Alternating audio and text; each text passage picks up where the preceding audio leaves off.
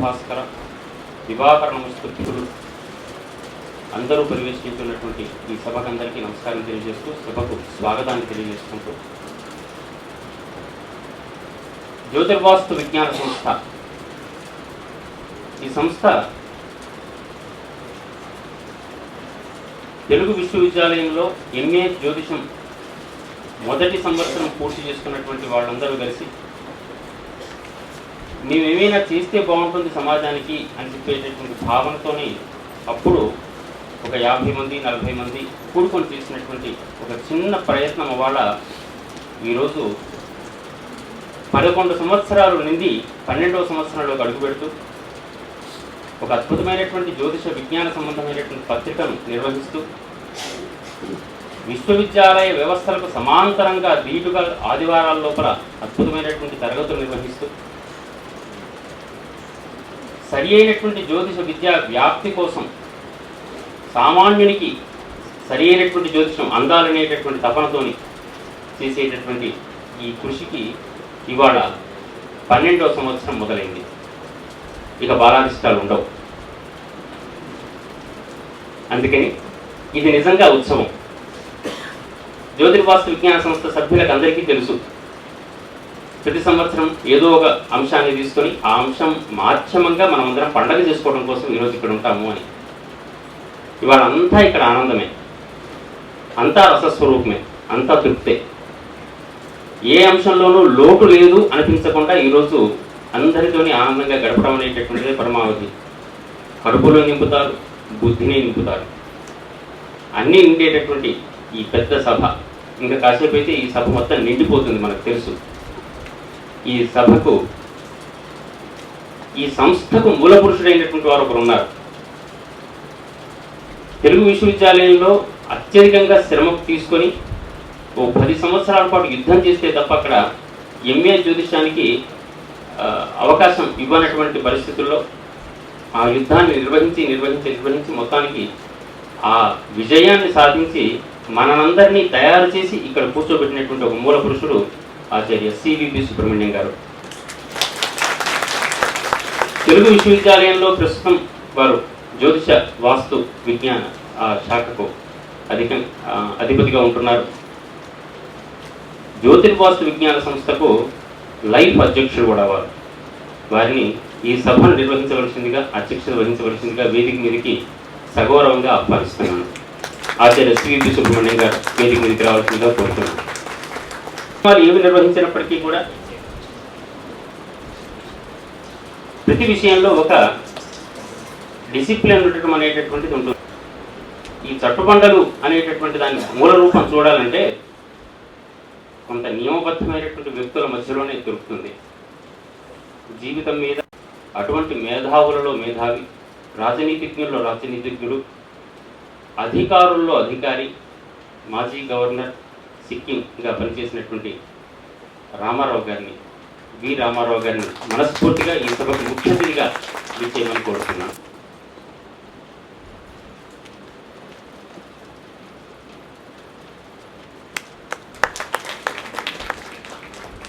ఈ సభకి ఇంకా ఎంతోమంది వచ్చేవాళ్ళు ఉన్నారు. ఈరోజు పుష్కరమైనటువంటి టీవీలలో ఈ మధ్య ధర్మశాస్త్రాన్ని బాగా చెప్తున్నటువంటి ఆచార్య డాక్టర్ శ్రీరామ శర్మ గారిని, చిర్రావూరి శ్రీరామ శర్మ గారిని వేదిక మీదకి సభ్యునిగా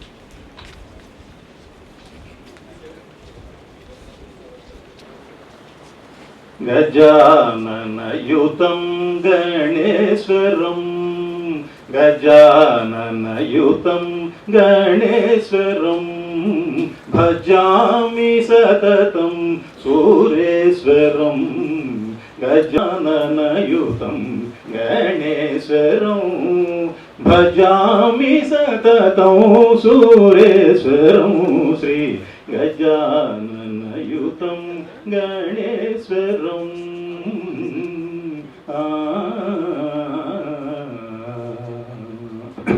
అజేంద్ర పూజితం అజేంద్ర పూజితం విఘ్నేశ్వరం అజేంద్ర పూజితం విఘ్నేశ్వరం గణాది సన్నుత పద పద్మకరం అజేంద్ర పూజితం విఘ్నేశ్వరం గణాది సన్నుత పద పద్మకరం కుంజర భంజన చతురతరకరం కుంజర భంజన చతురతరకరం గురుగుహాగ్రజం ప్రణవాకారం కుంజర భంజన చతురతరకరం గురుగుహాగ్రజం ప్రణవాకారం గజాననయుతం గణేశ్వరం భజామి సతతం సూరేశ్వరం శ్రీ గజాననయుతం గణేశ్వరం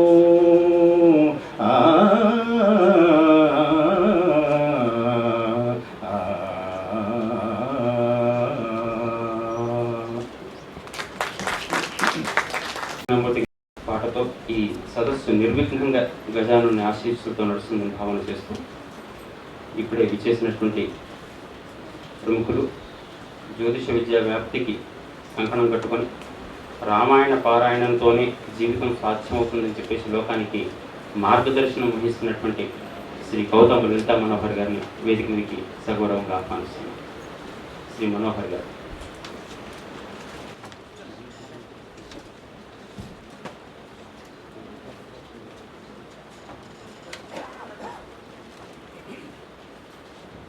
ఈ సదస్సు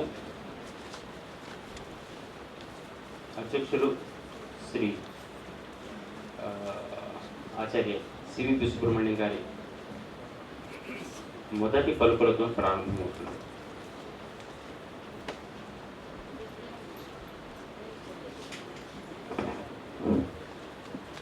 ఏవైతే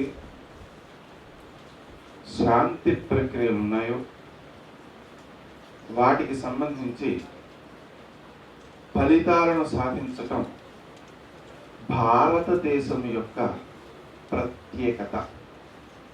ఒక దృష్టికోణంలో ప్రపంచంలో అన్ని దేశాల్లోనూ భవిష్యత్తును గురించిన ఆలోచన జ్యోతిష్ శాస్త్రంగా, ఎస్ట్రాలజీగా, చైనీస్ ఎస్ట్రాలజీగా, వెస్టర్న్ ఎస్ట్రాలజీగా అన్ని దేశాల్లోనూ ఉన్న ఆలోచనలే ఇవి. కానీ దోషాలు ఏమున్నాయో అవి తెలుపుడు చేయడమే తప్ప నివారణ ఎలా చేసుకోవాలి అనే దానిలో భారతదేశంలో ఈ మనస్సుతో అనుబద్ధమైన ప్రక్రియలు చాలా ఉన్నాయి. ఆ కారణంగా 1992 ప్రాంతంలో నేను అమెరికా వెళ్ళినప్పుడు వెస్ట్రన్ ఎస్ట్రాలజీకి ఉన్న విలువ, అక్కడ ఉన్న విలువ కంటే ఈ భారతీయమైనటువంటి దోష నివారణ చర్యలతో కూడి ఉన్నటువంటి భారతీయ జ్యోతిషానికి అక్కడ ఉన్న విలువ 3 రెట్లు ఎక్కువగా ఉందండి. అంటే మనం గమనించాల్సిన విషయం, ఈ దోష నివారణ అనేటువంటిది చాలా చాలా ముఖ్యం. ఒక పండితుడు మాట్లాడేటప్పుడు ఒక సర్వే రిపోర్ట్ల గురించి మాట్లాడుతూ అమెరికాలో అత్యధికముగా ఆదాయం గలవారు ఎవరు అంటే సైకియాట్రిస్టులు. వాళ్ళ దగ్గర ఒక ముందుగానే బుక్ చేసుకోవాలి టైంని. 3 మాసాల ముందు చేసుకుంటే తప్ప వాళ్ళ దగ్గర టైం దొరకదు. అక్కడ చాలా డిమాండ్ అనమాట సైకియాట్రిస్టులకి. కారణం ఏమిటి అంటే అక్కడ 95% మానసిక రోగులే. అయితే మరి అంతపై ఉండాలి కదా వాళ్ళు. అంటే భారతదేశంలో ఆ అవసరం రాకుండా కాపాడుతున్నది జ్యోతిష్కులు. ఎందుకంటే వాళ్ళు ఏ కౌన్సిలింగ్ చేయాలో అనారోగ్యం చేశాక ఆ కౌన్సిలింగ్ యొక్క అవసరం లేకుండా ముందుగానే జనాలను తయారు చేస్తున్నారు, ఆలోచనాపరులుగా తయారు చేస్తున్నారు జ్యోతిష్కులు. కారణం ఏమిటంటే మనకు ఒక మిత్రుడు నాస్తికుడు, అతను జ్యోతిషం చదువుదామని చెప్పి ప్రారంభించాడు. ఎందుకోసం అంటే దాన్ని ఖండించడం కోసం. అలా ఖండించడం కోసం ప్రారంభించినటువంటి ఆయన కొద్ది కాలానికి జ్యోతిష్కుడు అయిపోయాడు. ఒకసారి వచ్చి మీ అనుభవాన్ని ఇక్కడ మా విద్యార్థులకి చెప్పండి అని పిలిస్తే ఆయన ఉపన్యాసంలో చెప్పాడనమాట.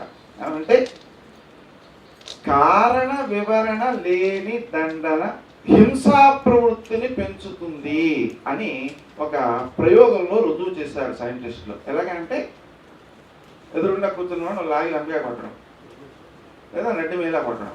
కొడితే వాడు చూస్తాడు ఇలాగా, ఎందుకు కొట్టావు అంటే కారణం ఏమిటని అడుగుతున్నాడు అనమాట.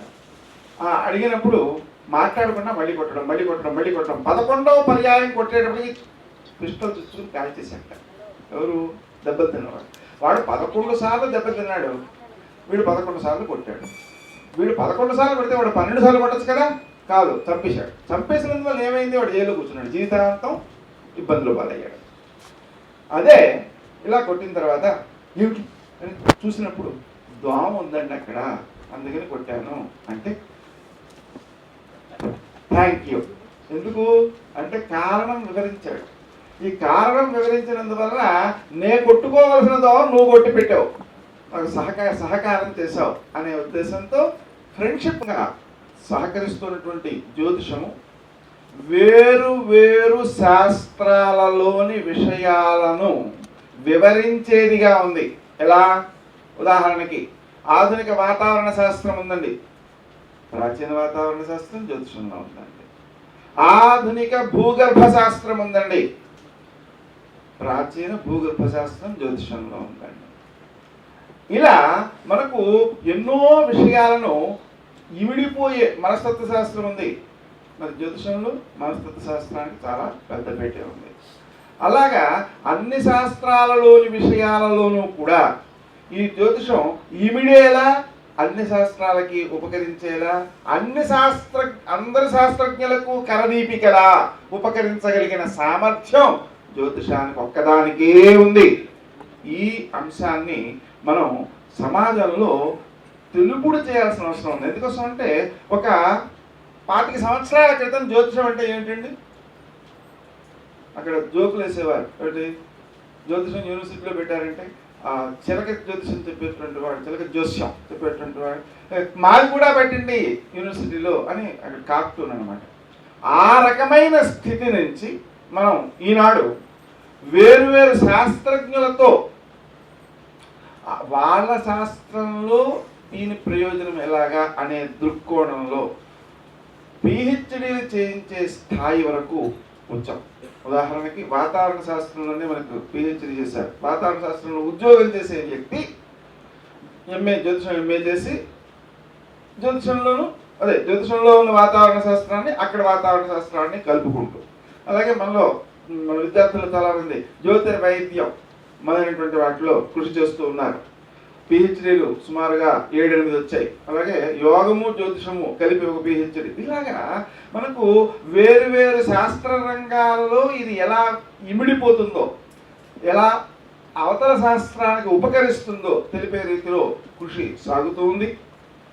దీని అర్థము, తాత్పర్యము ఏమిటంటే అన్ని విశ్వవిద్యాలయాలలోనూ అన్ని రకాల కోర్సులలోనూ ఏ విద్యలో ఏ జ్యోతిష విభాగం ఇముడుతుందో, కలుస్తుందో అలా కలిసేలాగా భారతదేశంలో ఉండే అన్ని విద్యాలయాలు అన్ని విద్యల్లోనూ జ్యోతిషాన్ని కలిపి బోధించాల్సిన అవసరం ఉంది.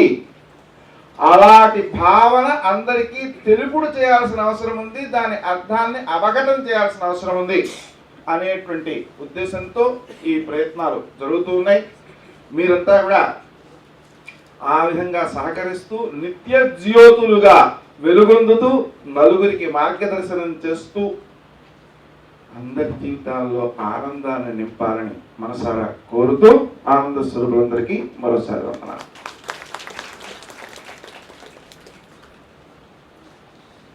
భావి కార్య నిర్దేశం చేసినటువంటి అధ్యక్షుల వారికి కొద్దిగా తెలియజేస్తూ, ఈ సంస్థ ఈ 11 సంవత్సరాలుగా చేసినటువంటి కృషి, పోయిన సంవత్సరానికి ఈ సంవత్సరానికి వచ్చినటువంటి మార్పు, ఆ విషయాలను ముందుగా కార్యదర్శి నివేదిక ద్వారా సంస్థ కార్యదర్శి జీవి వరప్రసాద్ గారు అందిస్తారు.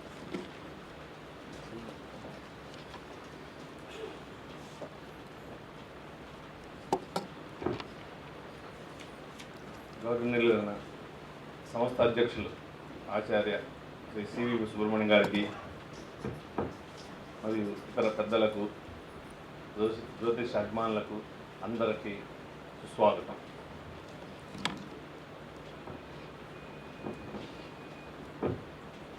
ఈరోజు 5/5/2013 మన జ్యోతిర్వాస్తు సంస్థ యొక్క పుష్కరోత్సవ సదస్సు మనందరం జరుపుకున్నాం.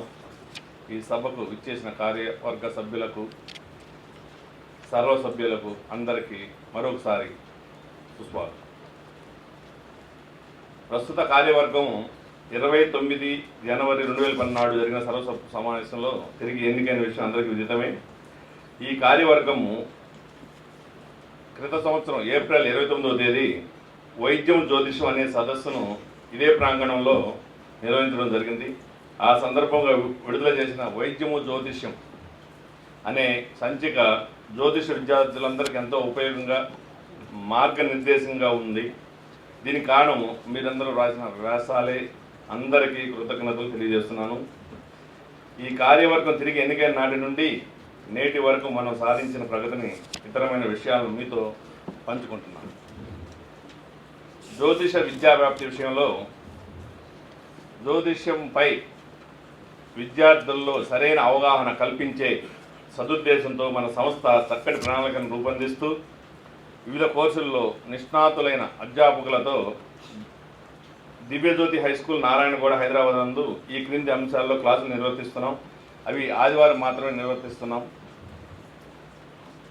అవి కోర్సు వివరాలు: జ్యోతిష్ ప్రవేశిక, జ్యోతిష్ విద్యా ప్రవీణ, బాహుబలదేశం 1, బాహుబలదేశం 2, వాస్తు ఇంటీరియర్ డెకరేషన్ కోర్సు, జ్యోతిరి వైద్యము, హస్త సాముద్రికము, ముహూర్త విజ్ఞానం మరియు ఎంఏ జ్యోతిషం చేసే విద్యార్థులకు శిక్షణా తరగతులు.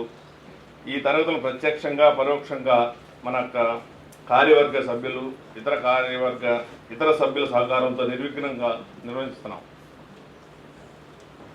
ప్రస్తుతము అక్కడ కోర్సులు: జ్యోతిష్ ప్రవేశిక 9వ బ్యాచ్ శిక్షణ జరుగుతున్నది, జ్యోతిర్ విద్యా ప్రవీణ 5వ బ్యాచ్ శిక్షణ జరుగుతున్నది, వాస్తు ఇంటీరియర్ డెకరేషన్ కోర్సు 9వ బ్యాచ్ శిక్షణ జరుగుతున్నది, హస్త సాముద్రికం 4వ బ్యాచ్ త్వరలో ప్రారంభించడానికి సన్నాహాలు చేస్తున్నాం, బాహుబలాదేశం 1 5వ బ్యాచ్ శిక్షణ జరుగుతున్నది, బాహుబలాదేశం 2 2వ బ్యాచ్ శిక్షణ జరుగుతున్నది, ముహూర్త విజ్ఞానం 2వ బ్యాచ్ త్వరలో ప్రారంభించాలని, జ్యోతిరి వైద్యం కూడా 3వ బ్యాచ్ త్వరలో ప్రారంభించాలని, జెమిని సిద్ధాంతం పరిచయం కోర్సును కూడా త్వరలో ప్రారంభించాలని, అదేవిధంగా ఎక్కువ మంది విద్యార్థులు ప్రశ్నాశాస్త్రాన్ని ప్రారంభించమని కోరుతున్నారు. వారి కోసం త్వరలో ప్రశ్నాశాస్త్రంపై ఒక కోర్సును ప్రారంభించాలని, వీటితో పాటు వివిధ యూనివర్సిటీలో ఎంఏ జ్యోతిష్యం చదువుతున్న విద్యార్థులకు శిక్షణా తరగతులను కూడా నిర్వహిస్తున్నాం.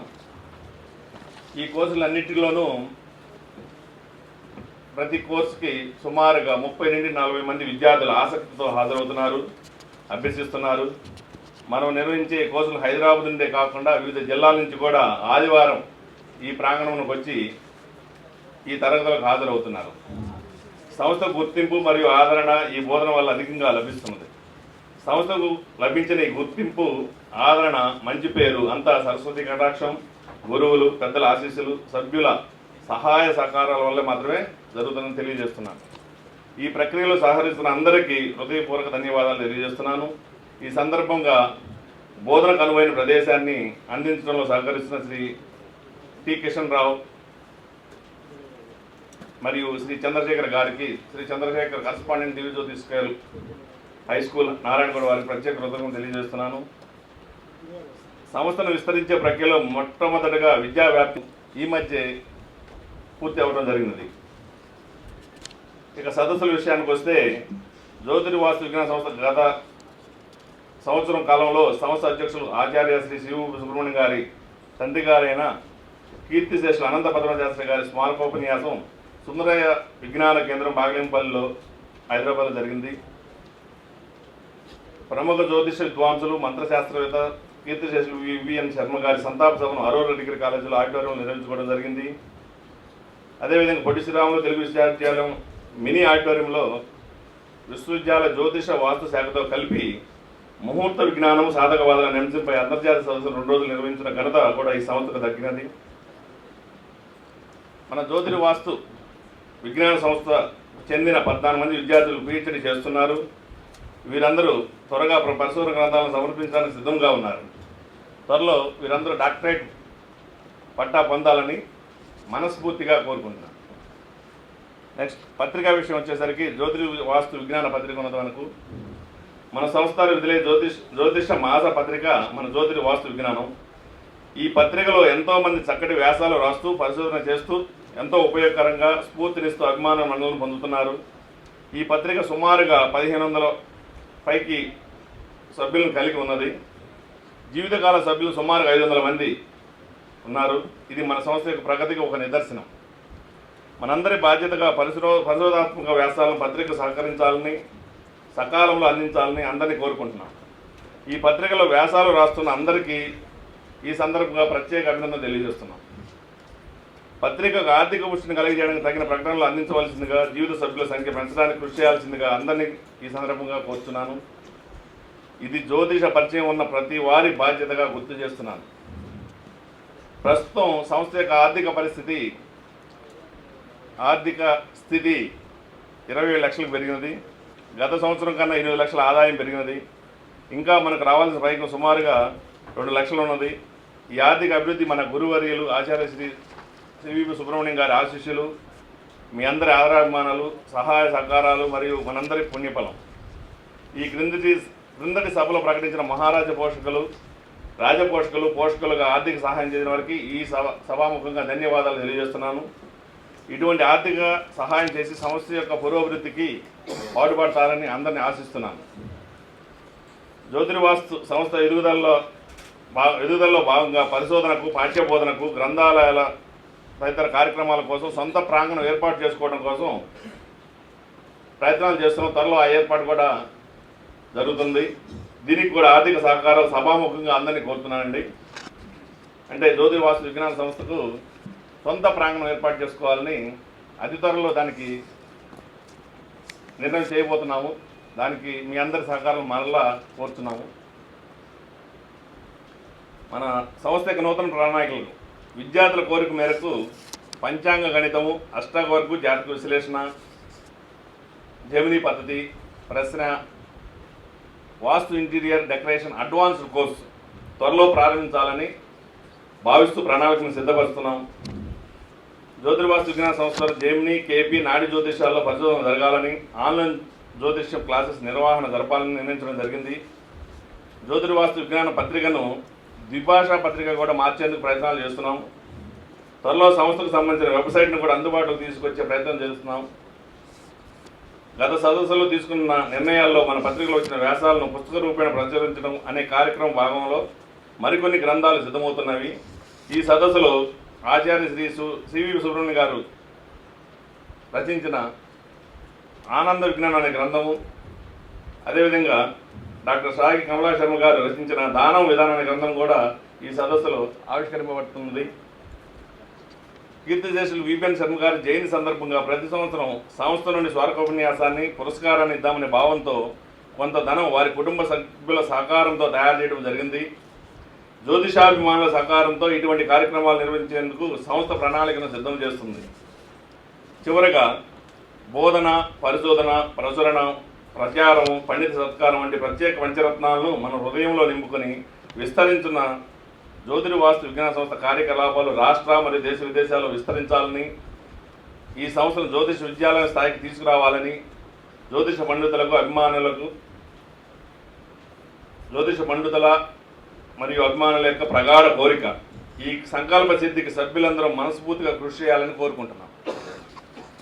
ఈ పుష్కరోత్సవ సందర్భంగా జ్యోతిర్వాస్తు విజ్ఞాన శేఖర పురస్కారాన్ని అందుకుంటున్న డాక్టర్ యు శ్రీరామచంద్రమూర్తి గారికి, డాక్టర్ సివి సుబ్బయ్య గారికి హృదయపూర్వక అభినందనలు తెలియజేస్తున్నాను.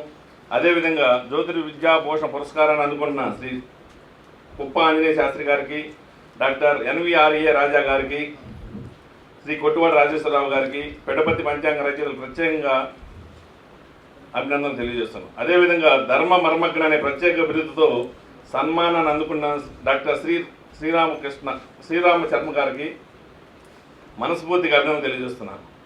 మీ తోడ్పాటుతో ఇంకా ముందుకు వెళ్దాం, సరైన జ్యోతిష శాస్త్ర ప్రచారం చేద్దాం. అందరికీ వందనాలు. నమస్కారం.